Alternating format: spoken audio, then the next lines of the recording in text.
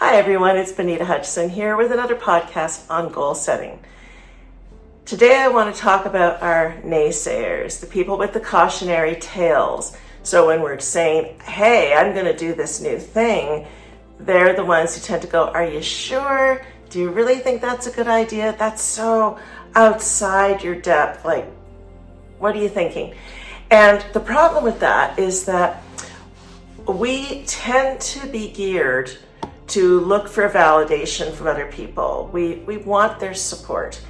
And strangely enough, we'll often go and ask for that validation from people who are the least likely to give it. So why do we do that?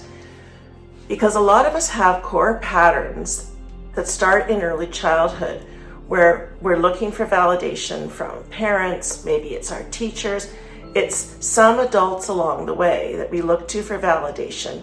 And if we don't get it, it's not like at that tender age we go, oh, well, I'll just figure it out myself and I'll just believe in myself. If we don't have that inner trust, it's usually because somewhere along the line it wasn't instilled in us. We weren't taught to trust our instincts. We were taught to trust something outside of ourselves. So if that authority said, I don't think you can do that, or that's not a good idea, we tended to believe them. And the problem is the pattern is then wired for the rest of our lives if we don't consciously address it to look for validation from people who are the least likely to give it. So think about what goals are really about. They're about shaking up your reality. If you were completely content with where you're at in life, you wouldn't bother to set a goal. You'd be like, I've arrived, I'm good. So if we're setting goals, it's because we're looking to create change. But there's two things we want to keep in mind. The people around us did not necessarily agree to those changes. They didn't choose to do that work. Maybe they're doing other work. And the ones who are the naysayers, the ones who are telling the cautionary tales, are actually holding up a mirror to our own insecurities, ones we might not even be conscious of. So they do serve a purpose. If you have people around you expressing doubts about the choices you're making, you can either buy into that and go, yeah, well, maybe that wasn't such a good idea. Or you can let your passion for making a change be greater than your fears and your doubts. And when somebody expresses those, you can instead turn inward and go, how are they mirroring something I'm actually feeling inside? Because if you didn't have those doubts and fears, they couldn't affect you. You would hear it, it'd be water off a duck's back. Yeah, I'm good. I hear you, but that's not how I'm feeling. So if somebody is able to communicate something to you that makes you doubt yourself, it's because the doubt was already there. So what you're doing with setting goals is you're looking to shake up your paradigm. You're looking to step into new territory. You're looking to get uncomfortable because change never happened inside your comfort zone. So it might make the people around you uncomfortable. They might see you making changes or talking about new goals, and they might go, well, that's not like you. Are you sure? You sure you want to go that direction? Maybe you should dial that back a little bit. And that's just because you're shaking up their paradigm too.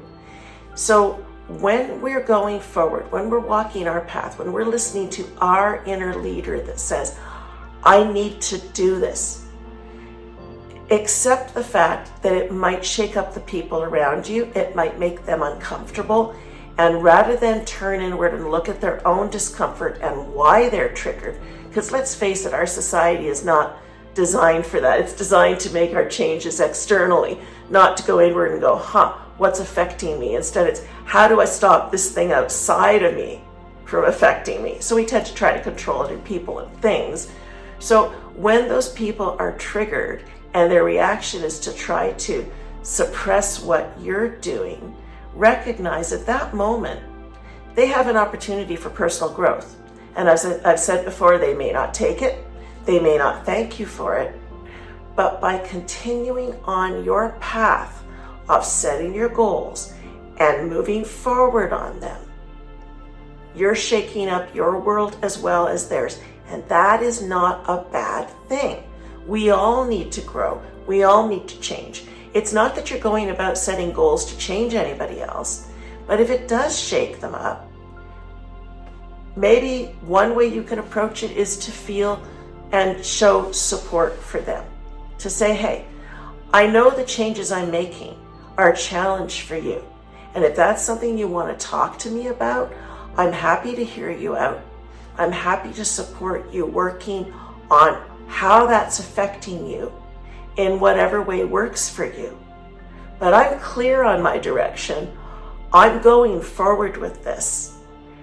And I'm not going to make my life smaller to put you in a more comfortable place. Now, the last part, you're probably going to more think yourself than say to them, because the last thing we want to do is make anybody else feel bad about not being comfortable about the direction we're going.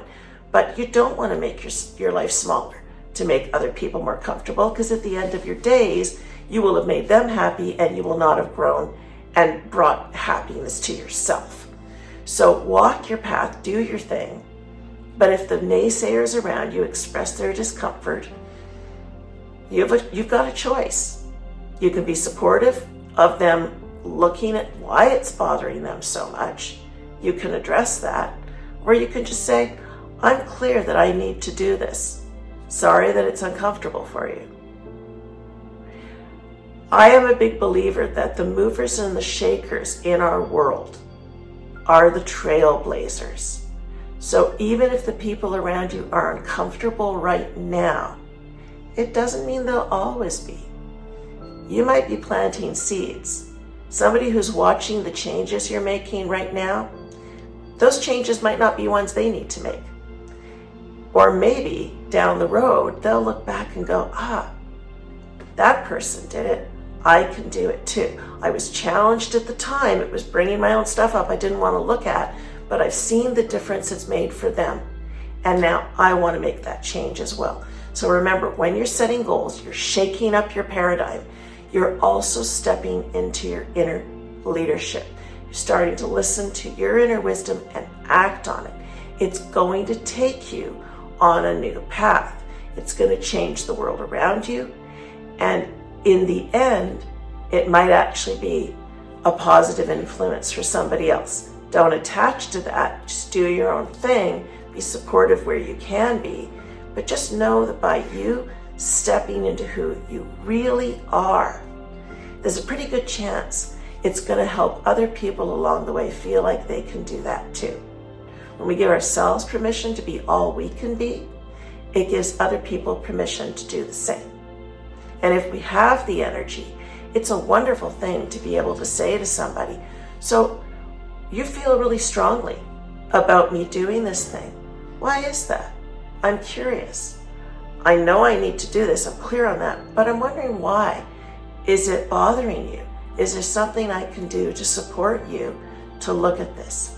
It's a wonderful way that not only can we create more energy for ourselves by walking our path, we might actually be able to support somebody else if they're open to that. You be the judge. You know the people around you. You've got a better sense of what they need. So walk your path, do the things you need to do for yourself. Offer a little energy where you can, but don't let the other people in your life that are triggered by the changes you're making stop you from making the changes that are good for you. Believe in yourself, trust yourself, and as you become more confident in your choices, chances are the people around you will shift as well, and they'll be the ones who become your cheerleaders. Have fun with your goals. Shake up your world. See where it takes you, and it just might benefit others along the way. See you next time. Bye for now.